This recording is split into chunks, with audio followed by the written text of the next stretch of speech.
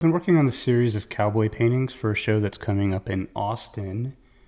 And what I find really unique about these pieces is that usually I use studio lighting, which gives me a little bit more of a full range of spectrum of color.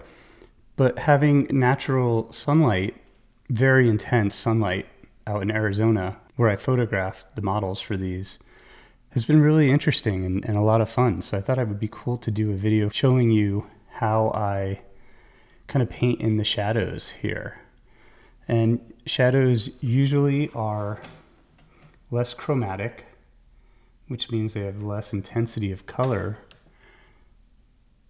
And also the edges are also a lot softer. And so we want to take that into consideration. And I thought this would be a fun little video just to show you guys. So I'm coming in here, I'm kind of darkening up what's going on in this edge. And I'm using a mixture of alizarin crimson and a little bit of cadmium red light. And the cadmium red light really has a beautiful intensity to it. So there's kind of an understated chroma within these shadows, which I want to capture. Now as we get up to the ear, I'm going to use a little bit of stand oil, because what stand oil does is that adding it to our mixture kind of diffuses the paint a little bit, and it also levels the strokes. It gets rid of any texture in our strokes, and we don't want a lot of texture in our shadows because we don't want the texture from our shadows to have light from the gallery or museum or your home hit the painting so that an area within the shadow is brighter than the light. And so we want to keep our shadows as thin and flat as possible as well. And my medium up here is a Galkid light that I'm using right here, Galkid medium. It's an Alkyd medium. I'm just come in here kind of redrawing and softening up some of these edges as they pull into the darks here. This gets a little darker through here. I'm going to move in with a little bit of purple in here, dioxazine purple, which is really an intense. See how dark that gets? Hitting that with a little bit of the cadmium red light, just because I don't want it to be that dark. Kind of reshaping what this ear is doing as it pulls down and around. Simplify that shape. Softening up these edges. What's going on down here? There's a little passage of light and shadow through the ear. This gets a little lighter than I should have it, so I'm going to come in and knock that just a little darker. Now I'm going to use kind of a trick that I use in shadows, which kind of may seem a little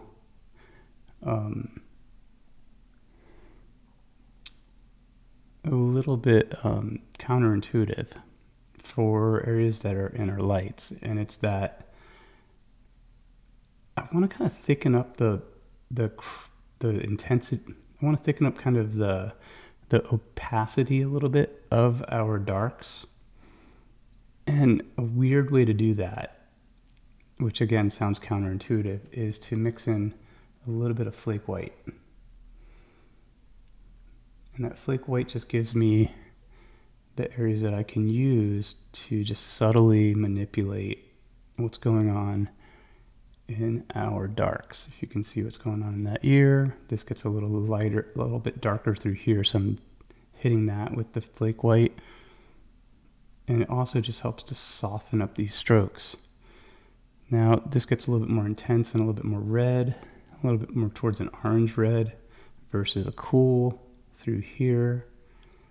I'm going to come in with a little bit of orange in the mixture as well to kind of hit this part of the lobe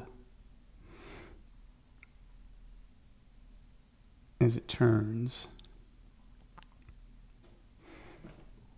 And there's a little bit of an intensity to the light on this side of the ear with a mixture of the cadmium orange and the cadmium red light.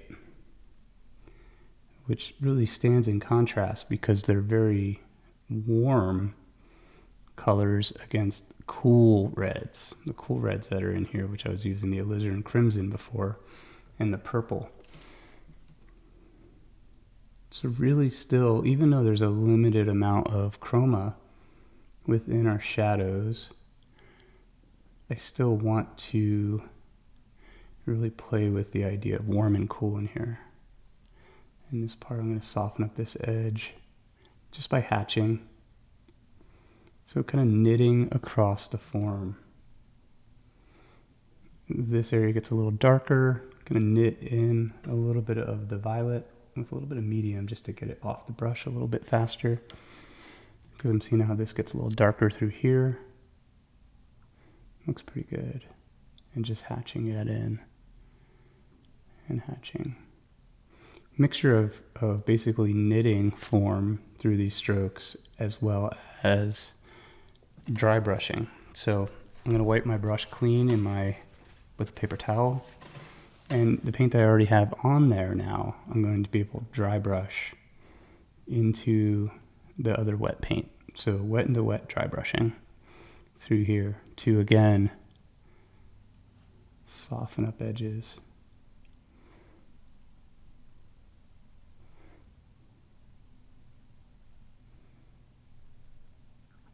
This gets a little colder through there. How's that light? I'm squinting now. Looks pretty good. I'm going to bring a little bit of that flake white and the violet together here just to slightly darken it, but spread that light out into the shadow just a little bit more of the flake white here. Flake white is kind of a chameleon color because it doesn't have a lot of intensity of strength, of tinting strength. You can add it to other colors and it kind of just slightly makes it a little bit more opaque. And so like I said, using it within the shadows is kind of something that, again, sounds pretty counterintuitive, using a white in our shadows, but it actually is very, very beautiful because it helps us to maintain the subtlety of the color value within these shadows. And see how this is kind of, that transition can be a lot better. It moves more towards a little bit of red. So I'm not just painting the ear at this time, I'm painting kind of everything around the ear. How this comes up, I'm looking at this side of the face. It looks pretty good. This gets a little bit lighter. Get up to this optical red that I have here, which I'm kind of going to preserve a little bit. I'm going to do another video where I talk about the red edge of the light into the shadow. I think that's really important. But right now we're just simplifying, softening our shadows. And our shadows, again, less chromatic, less edges. There's only, every edge within the shadow should be softer.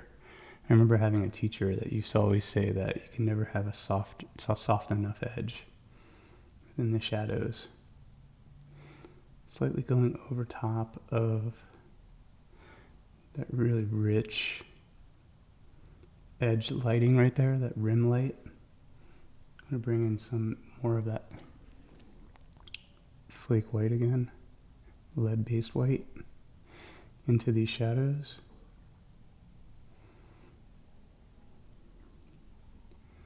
How this kind of pulls around.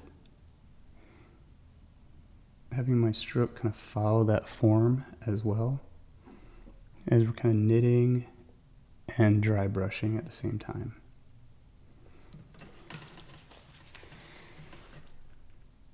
A little bit more flake, a little bit more of the cadmium red light in our mixture, because I see the intensity through here is really beautiful. But crossing over that edge, not just filling in an area of color, knitting across a form so that it softens the edge. It's really important.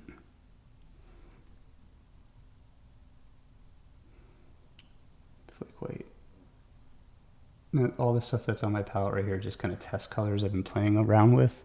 They aren't part of my basic palette that I usually use. This is a Flemish white, which is a color from Wearable paints, and I really actually love it. It's has a very thick kind of quality to it, and it really holds paint strokes really well. And it's kind of turning into one of my new favorite colors I've been playing around with in the last week. My palette changes a lot as I test out new colors and find things that I like based on different circumstances, like painting subjects in daylight. Slightly different palette. More that cad red light. Oh, it's really beautiful as it comes around. Softening up this edge. Squinting.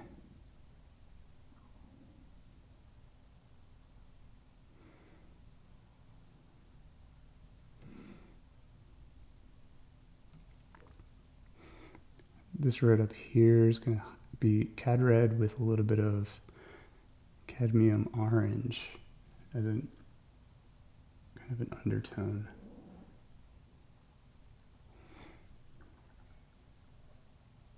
Kind of tapping that in.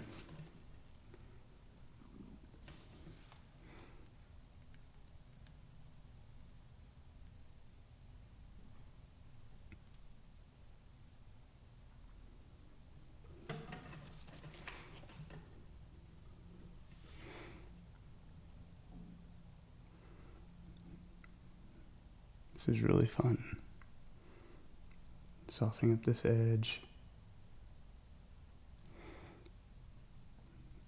This is all wet paint through here. We can spread this out a little bit.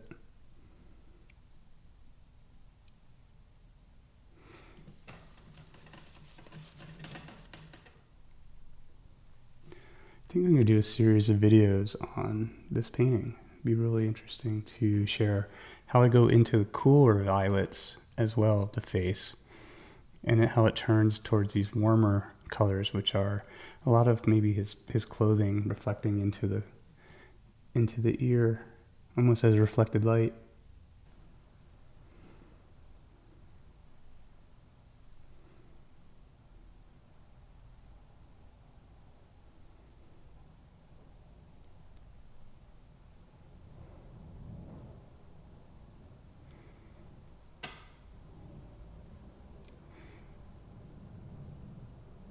I'm going to soften up that edge.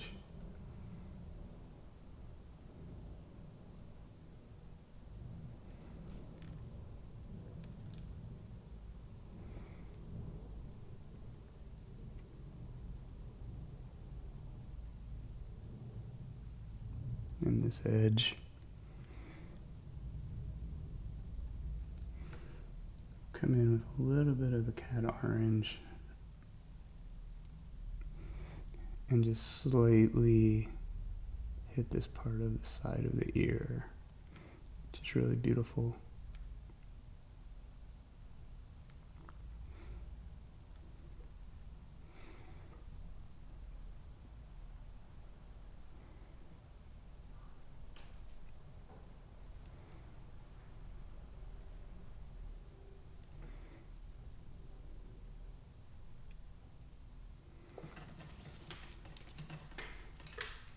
I'm going to come in with a softer brush.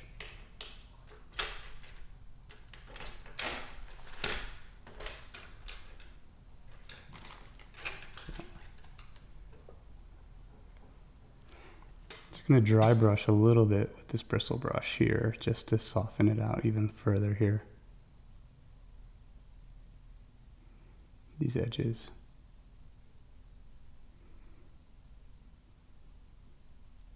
Moving around the paint that's already wet. So this dry brush.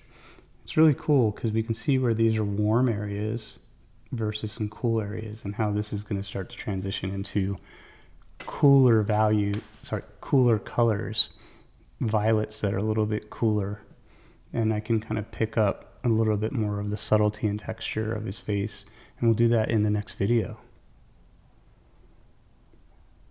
Let me just soften this out. I want to sit back and squint, judge if everything looks okay. That looks pretty good. It's getting there.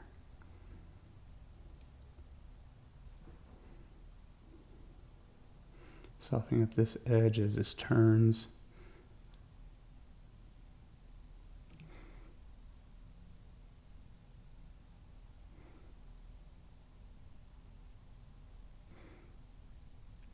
I think that realism really is in the subtleties of the transitions. If you got something out of this video, hit that like and subscribe button. It really helps the channel to keep growing. And a huge thank you to everyone who supported me these last 6 months. Your comments, shares, and Patreon support mean the world. If you want to do a deeper dive and join the community over on Patreon for full-length lessons, behind-the-scenes content, and more, there's a link in the description. Also, if you're interested in upcoming in-person workshops, just scan the QR code that's on the screen here. And starting tomorrow, I'm going to be doing a drawing live on YouTube here. I'm going to try to do it every Wednesday at 9 a.m. Mountain Time. I'm in Albuquerque, New Mexico. So grab a coffee, bring your sketchbook, and come and hang out with me. Tomorrow we're going to draw Velázquez is Juan de Pareja. I can't wait to draw with you guys in real time tomorrow. Thanks again for being part of this journey, and paint well. I'll see you guys in the next video, or better yet, we'll see you tomorrow morning in the live. Take care.